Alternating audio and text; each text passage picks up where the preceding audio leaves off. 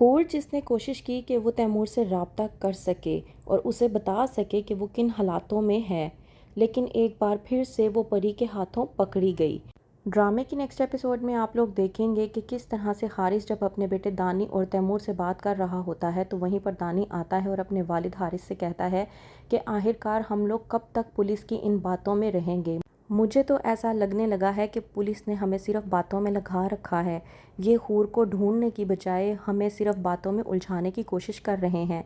हारिस चूँकि अपने बेटे दानी से कहता है कि मुझे तो यूँ लगने लगा है जैसे जैसे वक्त गुजर रहा है मेरी उम्मीद टूट रही है। मुझे लग रहा है कि मैं अब अपनी बेटी हूर को कभी नहीं देख पाऊँगा। इस बात पर तैमूर हारिस को तसल्ली देते हुए कहता है कि अंकल आप तसल्ली रखें, हूर जहाँ कहीं पर भी है मैं वादा करता हूँ कि मैं उसे ढूंढ निकालूंगा, फिर चाहे मुझे कितना ही वक्त क्यों ना लग जाए।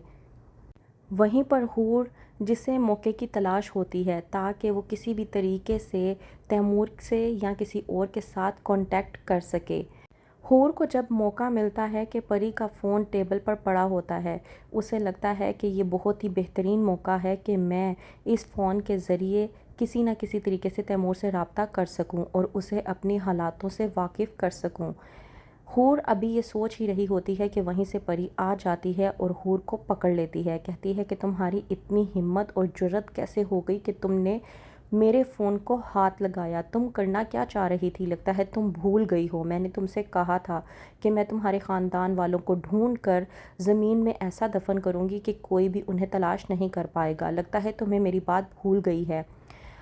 परी हूर को घसीटते हुए अपने कमरे से बाहर ले आती है और सीधा लॉन में घसीटते हुए तेज़ धूप के बीच में लाके खड़ा कर देती है।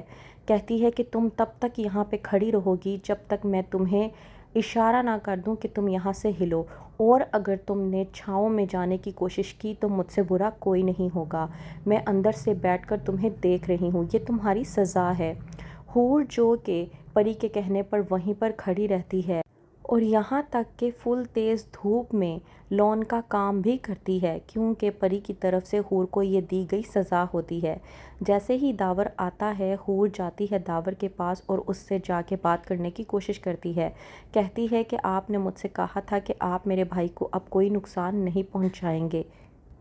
हूर बताती है दावर को कि आपकी बीवी परी मेरे कमरे में आई थी, उन्होंने मुझसे आकर कहा था कि वो मेरे भाई को तलाश करेंगी और तलाश करने के बाद उसे सज़ा दिलवाएंगी।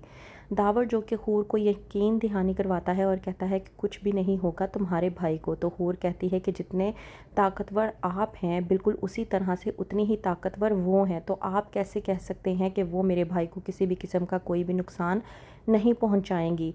देखें, मैंने अपने आप को, अपनी पूरी ज़िंदगी को अपने भाई पर कुर्बान किया है। मैं अपने भाई के साथ कुछ भी गलत नहीं होने दूंगी और ये बात आप भी बहुत अच्छे तरीके से जानते हैं।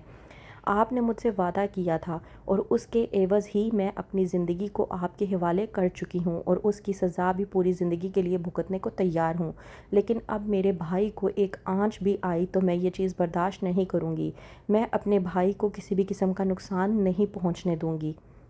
वहीं पर दूसरी तरफ दावर जो कि एमन को चेक कर रहा होता है कि उसे अचानक से कॉल आती है और वहाँ से उठकर चला जाता है।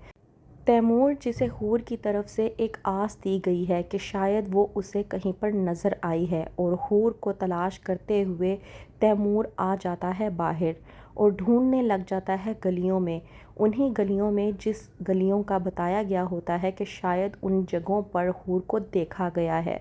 तो क्या वाकई ही में हूर को तैमूर तलाश कर पाएगा? क्या होगा आगे? मज़ीद जानने के लिए देखते रहिए एक लफ्ज़ ज़िंदगी।